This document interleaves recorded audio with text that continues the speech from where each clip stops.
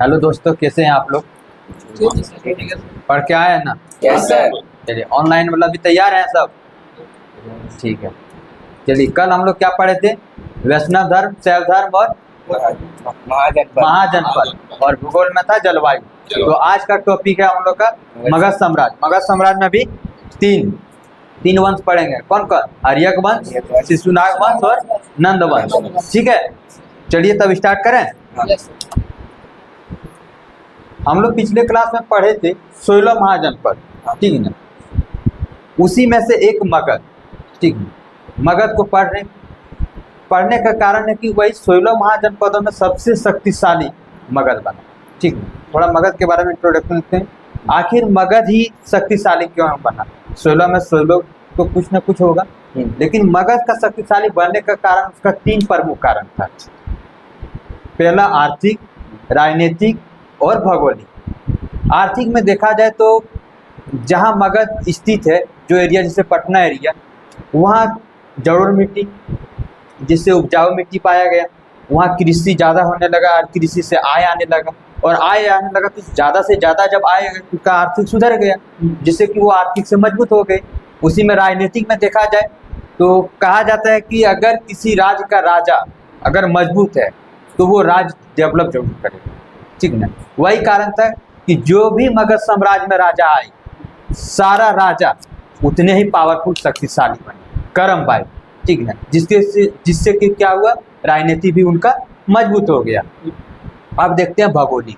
भौगोलिक में क्या है कि मगध एरिया जो भी था, वहाँ धातु मिला, उससे औजारें बनाई तो उसे लड़ने के लिए सहायता हो गया। उससे भी वो क्या किए, अपना राज्य को इधर उधर से मिला के, और वो तीनों रूप से वो मजबूत हो गए। इसीलिए सबसे शक्तिशाली 16 महाजनपदों में कहा जाने लगा मगध, ठीक है। मगध का सर्वप्रथम उल्लेख किस वेद में मिलता है? हम लोग क्वेश्चन में आते हैं अथर्ववेद में। मगध का सर्वप्रथम उल्लेख किस वेद में मिलता है? अथर्ववेद में। महाकाव्यों के अनुसार मगध राज्य की स्थापना किसने की थी? महाकाव्यों के अनुसार मगध राज्य की स्थापना किसने की? बृहद्रथ ने, ठीक है। बृहद्रथ ने किए थे। किसने की थी? बृहद्रथ ने। बता सकते हैं बृहद्रथ के पिता का नाम क्या था? नहीं, वसु। जरासंध कौन थे? तो उनका बेटा था जरासंध, ठीक है। चलिए, मगध में कुछ कर्मबाई वंश आए। जैसे पहले कौन आए? आर्यक वंश, फिर शिशुनाग वंश, फिर नंद वंश, ठीक है। फिर मौर्य वंश आए, लेकिन मौर्य वंश अगले क्लास में पढ़ेंगे हम लोग, ठीक है ना? पहले हम लोग जानते हैं आर्यक वंश। आर्यक वंश के संस्थापक कौन है? बिंबिसार, ठीक है ना? आर्यक वंश के संस्थापक बिंबिसार। बिंबिसार जो है वो महात्मा बुद्ध की, ठीक है ना, उनके मित्र एवं संरक्षक भी रह चुके, ठीक है। मित्र एवं संरक्षक भी रह चुके, ठीक है। अब हम लोग चलते हैं। दूसरा क्वेश्चन है कि आर्यक वंश ने अपनी राजधानी कहाँ बनाई थी? हाँ, तो पहला राजधानी कौन सा? राजगिरी। हाँ, सबसे पहले वो राज्य, मतलब राजगिरी राज्य को बनाया और उसी राज्य को अपनी राजधानी स्थापित कर दिया, ठीक है ना, बिंबिसार ने। राजगिरी को गिरिब्रज भी कहते हैं, ठीक है। श्रेनिक, ठीक है ना, किस शासक को श्रेनिक भी कहा जाता है? श्रेनिक का मतलब क्या हो गया? सेना रखने वाला। तो बिंबिसार को श्रेनिक भी कहा जाता है, ठीक है ना। किस शासक ने विजय एवं विस्तार की नीति शुरू की? बिंबिसार ने विजय एवं विस्तार की नीति शुरू की, ठीक है ना। किस शासक ने वैवाहिक संबंधों से अपनी स्थिति मजबूत की? बिंबिसार। यह कहा जाता है कि बिंबिसार जब अपने युद्ध से ज्यादातर वो अधिकतर शादी से, जैसे हम अगर दूसरे राज्य को अगर हमारे इस राज्य में मिलाना है तो क्या करते थे? शादी कर लेते थे। तो जो दुश्मन भी रहता था वो धीरे धीरे अपने रिलेशन संबंध में बन जाता था और उस राज्य को भी अपने राज्य में मिला लिया जाता था, ठीक है। तो यही अनुसार बिंबिसार ने 3 शादी किए होंगे, लेकिन यहाँ हमको लगता है प्रमुख 3 शादी वो की है। जो पहला शादी किससे की? महाकोशला, जो कौशल राज की पुत्री, ठीक ना, कौशल राज की पुत्री, वही प्रसेनजीत की बहन भी थी, महाकोशला। कौन? महाकोशला, ठीक ना, प्रथम पत्नी। और जब महाकोशला से शादी कर ली तो किस राज को वो अपने मगध में मिला दिया? काशी। काशी को मगध में मिला दिया, ठीक ना। किस शासक ने वैवाहिक संबंधों से अपनी स्थिति को मजबूत की? बिंबिसार ने। बिंबिसार ने अपने वैवाहिक संबंधों से अपना जो स्थिति है उनको मजबूत करना चाहा। इसी क्रम में उसने 3 शादी की, ठीक ना, 3 शादी की है, जिसमें से प्रथम पत्नी कौन थी? महाकोशला देवी। महाकोशला देवी वो कौशल राज की पुत्री एवं प्रसेनजीत की बहन थी, ठीक है। जब महाकोशला देवी से शादी किए बिंबिसार तो उनको दहेज में काशी मिला। क्या मिला? काशी मिला, ठीक है। वहीं दूसरी पत्नी चेलना, लिच्छवी गणराज्य के शासक चेटक की पुत्री थी चेलना, और उसे दूसरी पत्नी के रूप में शादी किए बिंबिसार, ठीक है ना। तीसरी पत्नी रानी मद्र कुल के राजकुमारी क्षेमा थी, ठीक है। इन्हीं विवाहों के चलते फलस्वरूप उसका मगध पश्चिम और उत्तर की ओर फैला, ठीक है। चलिए आगे बताइएगा। किसने अंग शासक ब्रह्मदत्त की हत्या करके मगध को मिला लिया? ठीक है, नहीं, बिंबिसार ने अंग के शासक ब्रह्मदत्त की हत्या करके उसे मगध में मिला लिया। किसने मिला लिया? बिंबिसार ने अंग के शासक थे ब्रह्मदत्त, उनकी हत्या कर दी और मगध में अंग को मिला लिया, ठीक है। बिंबिसार अपने राजवेद रखे थे, नाम क्या था राजवेद? जीवक। वो किन्हीं 2 को मदद किए थे। बिंबिसार ने भेजे अपने राजवेद को, वो दोनों को मदद की। वो दोनों व्यक्ति का नाम क्या? प्रद्योत। पहले ये दुश्मन थे, ठीक ना, प्रद्योत। हाँ, बाद में दोस्त बन गए और दोस्त बने का प्रद्योत को पीलिया रोग हो गया। हाँ, पीलिया रोग हो गया, ठीक ना, जिसके कारण ये अपने राजवेद जीवक को भेजा और जाके वो ठीक किए, ठीक ना। और कहाँ भेजे थे इसे? उज्जैन भेजे थे, ठीक है। बिंबिसार के पुत्र का नाम क्या था? अजातशत्रु। अजातशत्रु जब गद्दी पर बैठे तो वो अपने पिता का हत्या कर दिया, और पिता का हत्या करने की वजह से इसका क्या नाम रखा गया? प्रीत हत्या कहा जा रहा है। हाँ, प्रीत हत्या वंश माने जाने लगा, क्योंकि इसमें क्या हुआ कि पिता का ही हत्या करके गद्दी पर बैठ जाना, फिर अगला उसी तरह पिता का हत्या करके गद्दी पर बैठ जाना, ठीक ना। अजातशत्रु और किस नाम से जाना जाता है? अजातशत्रु को और किस नाम से जाना जाता? तो कुनिक के नाम से जाना जाता। अजातशत्रु को और किस नाम से जाना जाता था? कुनिक के नाम से जाना जाता था, ठीक है। किसने कौशल एवं वैशाली को पराजित कर मगध में मिलाया था? अजातशत्रु ने कौशल एवं वैशाली को पराजित कर मगध में मिला लिया था, ठीक है। किस युद्ध में अजातशत्रु ने महाशिलाकंटक एवं रथ मसूलम जैसे हथियारों का प्रयोग किया था? वैशाली के किस युद्ध में किया था? वैशाली के युद्ध में। वैशाली के युद्ध में अजातशत्रु ने महाशिलाकंटक एवं रथ मुसलम जैसे हथियारों का प्रयोग किया था, ठीक ना।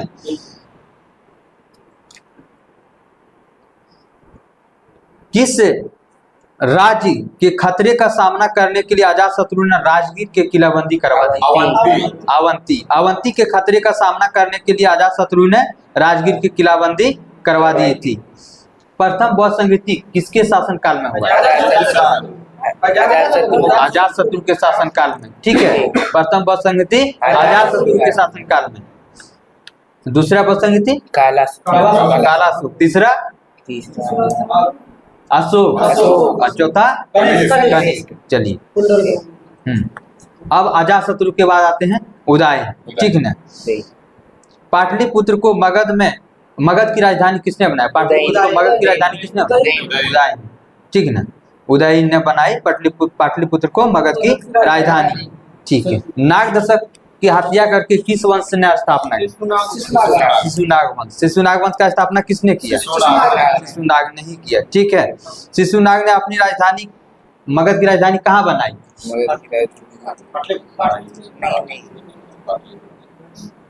वैशाली को। कहाँ बनाए? वैशाली को। शिशुनाग ने अपनी राजधानी, मगध की राजधानी कहाँ बना दी? वैशाली को। ठीक है। शिशुनाग ने किस राज्य को मगध साम्राज्य में मिलाया था? अवंती। शिशुनाग ने अवंती को मगध साम्राज्य में मिला लिया था। ठीक है। किसने पाटलिपुत्र को पुनः मगध की राजधानी बनाई? कालाशोक। नहीं, हम लोग क्या, ठीक है, हम लोग पढ़े शिशुनाग ने पाटलिपुत्र से हटा करके कहाँ बना दी? वैशाली। और वैशाली से फिर से हटा करके अभी पाटलिपुत्र किसने बनवाया? कालाशोक ने। ठीक है। कालाशोक के समय कौन सा बौद्ध संगीति हुआ था? दूसरा हुआ था। कौन सा बौद्ध संगीति हुआ था? दूसरा। ठीक है। शिशुनाग वंश का अंतिम शासक कौन थे? नंदीवर्धन। कौन थे? नंदीवर्धन। नंद वंश का संस्थापक महापद्मानंद। नंद वंश का संस्थापक महापद्मानंद। ठीक है। कलिंग को मगध में किसने मिलाया? कलिंग को मगध में किस शासक ने मिलाया था?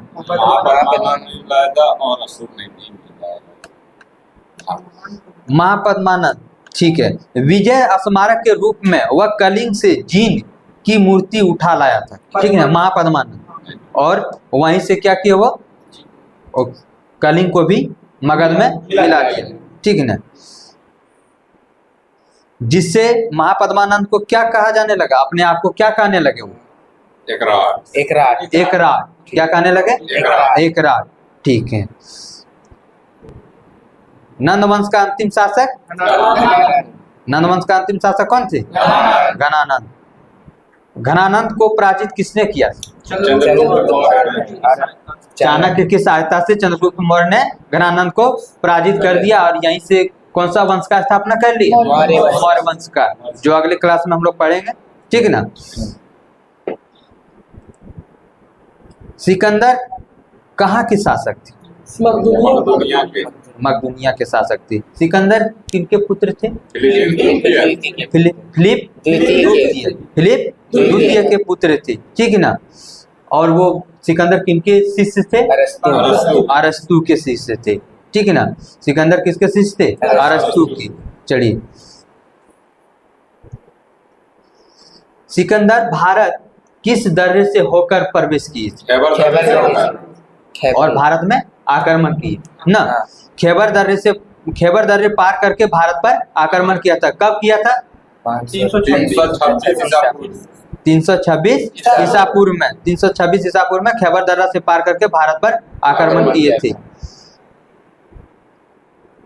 तक्षशिला में शासक ने किस शासक ने सिकंदर के सामने घुटने टेक दिए थे? आम्भी। ठीक है। आम्भी ने सिकंदर सामने घुटने टेक दिए थे। ठीक है ना। हाइडा स्पीच युद्ध जो हुआ था किस नदी के किनारे? किसके बीच? इसमें विजय कौन रहे थे? सिकंदर विजय रहे थे। झेलम नदी के किनारे हुआ था और सिकंदर और पोरस के बीच हुआ, जिसमें से सिकंदर विजय रहे। ठीक है। सिकंदर की सेना किस नदी से आगे बढ़ने से इनकार कर दिया था? ब्यास नदी। सिकंदर की सेना किस नदी को? ब्यास नदी को आगे बढ़ने से इनकार कर दिया था। भारत में लगभग सिकंदर कितने दिनों तक रहे थे? 19 महीनों तक ना। भारत में सिकंदर 19 महीनों तक रहे थे। ठीक है। सिकंदर की मृत्यु कब हुई? 323 ईसा पूर्व बेबीलोन में। 323 ईसा पूर्व बेबीलोन में हुई थी सिकंदर की मृत्यु। ठीक है। यूनानी इतिहासकार एरिन, ठीक है ना, एरिन ने वही थे जो ये कहानी बताए थे सिकंदर के बारे में। नियाकर्स कौन था? वो जल सेनापति। सिकंदर का जल सेनापति था। सेलुकस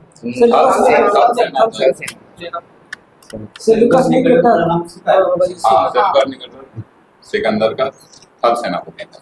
ठीक है। सिकंदर ने किसके नेतृत्व में सिंधु नदी के मुहाने से फरात नदी के मुहाने तक समुद्र तट का पता लगाने के लिए भेजा था? नियाकस। नियाकर्ष के नेतृत्व में भेजा था, ठीक है ना, नियाकर्ष के नेतृत्व में भेजा था। यहाँ तक हम लोग मगध साम्राज्य समाप्त किए हैं, ठीक है ना। कल हम लोग इतिहास में मौर्य साम्राज्य देखेंगे। अभी फिलहाल चलते हैं ज्योग्राफी के, ठीक है, ज्योग्राफी पूछें।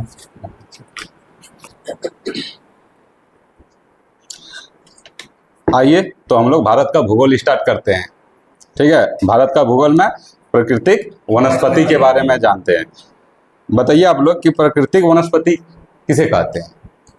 जो बिना मानवीय कारणों से खुद मतलब प्राकृतिक कारणों से हाँ, वैसा वृक्ष या फिर पेड़ पौधा जो खुद, हाँ, जिसमें मानव कोई हस्तक्षेप नहीं किया है, खुद से बड़ा हुआ है, ठीक है। हाँ, उसको क्या कहते हैं? प्राकृतिक वनस्पति कहते हैं, ठीक है। अब प्राकृतिक वनस्पति भारत में कई भागों में बटा हुआ है, ठीक है। अब बताइए सदाबहार वन में कितना वर्षा होना चाहिए? सदाबहार वन में 200 सेंटीमीटर से 200 सेंटीमीटर से अधिक। और वहाँ का तापमान कितना होना चाहिए? ठीक है, 24 डिग्री सेल्सियस से अधिक या लगभग उतना होना चाहिए, ठीक है। अब बताइए सदाबहार वन का कुछ एग्जाम्पल दीजिए, कुछ वनों का, कुछ वृक्ष का। सदाबहार कुछ दीजिए। जैसे कि रबड़ है, सिनकोना है, रोजवुड है, ये सब किसमें आ जाता है? सदाबहार वन। अब सदाबहार वन किस क्षेत्र में है? भारत के किस क्षेत्र में सदाबहार वन पाए जाते हैं? सबसे पहले देखिए, जहाँ पे वर्षा ज्यादा होता है, यानी कि 200 सेंटीमीटर से अधिक, 200 सेंटीमीटर से अधिक किस क्षेत्र में होता होगा? मेघालय क्षेत्र में होता होगा। उसके बाद कहाँ होता होगा? तटीय क्षेत्र, क्या? मालाबार तट। हाँ, ये इधर पश्चिमी, पश्चिम की ओर, पश्चिमी तट में, क्योंकि यहाँ पे कौन एक पर्वत है ना, यहाँ से टकराता है और बारिश वहां पे बहुत ज्यादा होता है। तो 2 जगह हो गया। और कहाँ पे होता है? तमिलनाडु क्षेत्र में होता है, ठीक है। सदाबहार वन में जो है ना सर्वाधिक विविधता पाई जाती है, ठीक है, ठीक है। पर्णपाती वन में वर्षा कितना होना चाहिए? 200 से 100 से 200 सेंटीमीटर तक वर्षा होना चाहिए। आप बताइए कि सदाबहार वन से क्यों कहा जाता है? सदा हरा भरा, कोई नियम नहीं होता है। हाँ, इसका मतलब क्या है? पतझड़ का कोई नियम नहीं होता है। कभी ये पेड़ पत्ता गिराया, फिर दूसरा, हाँ, एक साथ कभी पत्ता नहीं गिरता है उसका, जबकि पर्णपाती में एक साथ पत्ता गिरता है, एक ही समय में सारा पत्ता गिर जाता है। और सदाबहार में एक साथ नहीं गिरता है, इसलिए हमेशा हरा भरा नजर आता है, ठीक है। अब पर्णपाती वन का कुछ वृक्ष का नाम बताइए। जैसे सागवान हो गया, ठीक है, साल हो गया, अर्जुन हो गया, चंदन हो गया, सहतूत हो गया, ये सब किसका एग्जाम्पल है? पर्णपाती का, ठीक है। किस क्षेत्र में पर्णपाती वन पाए जाते हैं? मैदान, भारत के किस क्षेत्र में, आप लोग बताइए। पर्णपाती वन जो है ना भारत में सबसे बड़ा क्षेत्र में पाया जाता है, ठीक है, सबसे बड़ा भाग में पाया जाता है। आप अगर लीजिएगा तो देखिए ऊपर में गंगा मैदान से ठीक नीचे, या फिर आप मान सकते हैं शिवालिक के नीचे, शिवालिक के नीचे से स्टार्ट है। इधर तो अपना पूर्वी सिंहभूम, पश्चिमी सिंहभूम, पूर्वी तरफ पश्चिमी तट को छोड़ दिए, और उसके बाद इधर मेघालय वाले चुप छोड़ दिए, तो इधर सारा जितना क्षेत्र है, इधर जो मरुस्थल है उसको छोड़ दिए, तो पूरा क्षेत्र किसमें आ गया? पर्णपाती क्षेत्र में आ गया, ठीक है। हाँ, तो उसमें हाँ छत्तीसगढ़ आ गया, झारखंड आ गया, मध्य प्रदेश आ गया, यूपी का कुछ भाग आ गया, ये सब सारा क्षेत्र आ गया, ठीक है।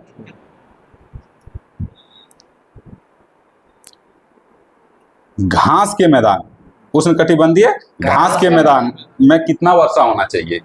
50 सेंटीमीटर से कम, 50 से 100 सेंटीमीटर। आप मरुस्थलीय में चल गए, ठीक है, मरुस्थलीय में 50 सेंटीमीटर से कम होता है, 50 से 100, ठीक है। उष्णकटिबंधीय घास का मैदान किस क्षेत्र में पाया जाता है?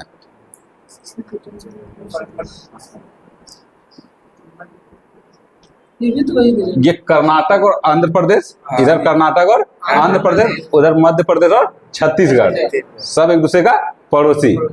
ठीक है, इधर कौन हो गया? कर्नाटक और आंध्र प्रदेश, मध्य प्रदेश और छत्तीसगढ़। उस क्षेत्र में कौन सा वन पाया जाता है?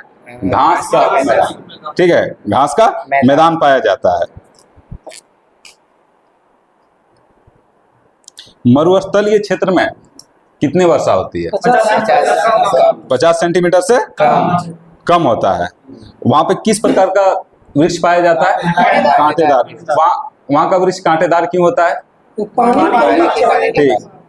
है, पानी की कमी के कारण पत्ते जो है कांटे का रूप लेते हैं। कांटे का रूप ले लेता है, जिससे कि जल को संचय कर पाता है, पानी कम खर्च करता है वो।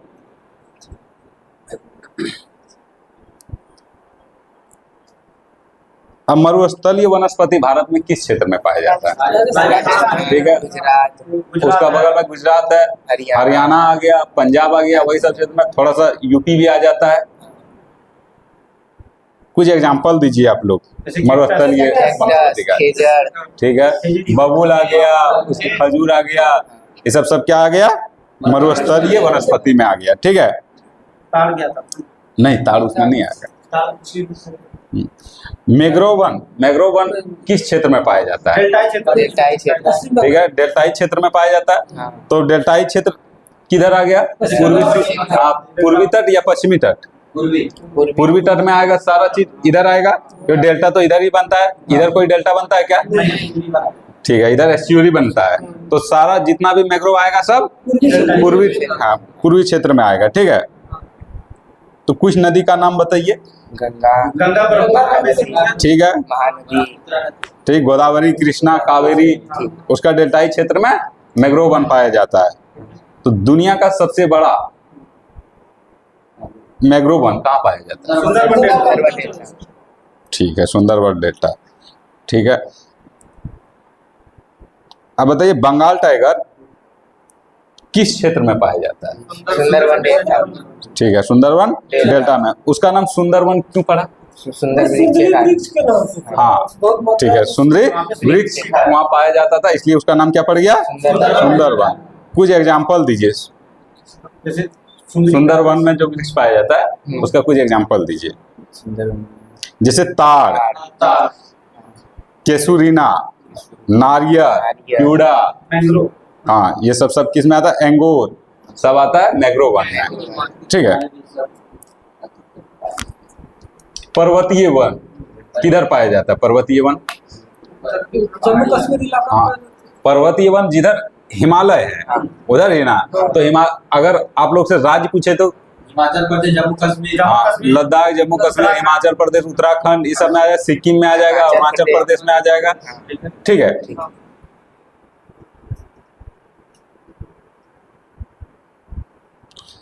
हम लोग देखते हैं कि यहाँ पे जो वन बांटा गया है, क्या ऊंचाई पे बांटा गया है क्या? भारत में जो है ना, वन जहाँ पे भी पाया जाता है, सबसे पहले क्या क्या चीज देखा जाता है? वर्षा देखा जाता है, वर्षा पे डिपेंड करता है। ऊंचाई पे भी किया जाता है, ऊंचाई पे भी डिपेंड करता है। तापमान, हाँ, समुद्र से दूरी के अनुसार भी होता है, तापमान के अनुसार भी होता है। ठीक है, तो सदाबहार वन और पतझड़ वन जहाँ पे पाया जाता है, वहाँ की ऊंचाई कितना होता है? 1500 से 2500 मीटर। 1500 मीटर तक की ऊंचाई में क्या पाया जाता है? 1500 मीटर तक की ऊंचाई में सदाबहार वन और पतझड़ वन। ठीक है, और शीतोष्ण कटिबंधीय चौड़ी पत्ती वाली वन कहाँ पर पाया जाता है? कितनी ऊंचाई पर? 1500 से 25। 1500 से 2500 मीटर तक की ऊंचाई में पाया जाता है। ठीक है, टुंड्रा वन, टुंड्रा, हाँ। अब देखिए टुंड्रा कहाँ पे पाया जाए? टुंड्रा क्या है? बर्फ है ना। तो सबसे ऊंचा में लगभग पाया जाएगा ना। कितने ऊंचाई पे पाया जाता है? 4500 से 4800। ठीक है,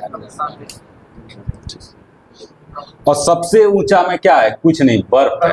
48 से ऊपर में क्या है? बर्फ है, वहां पे और कुछ नहीं है।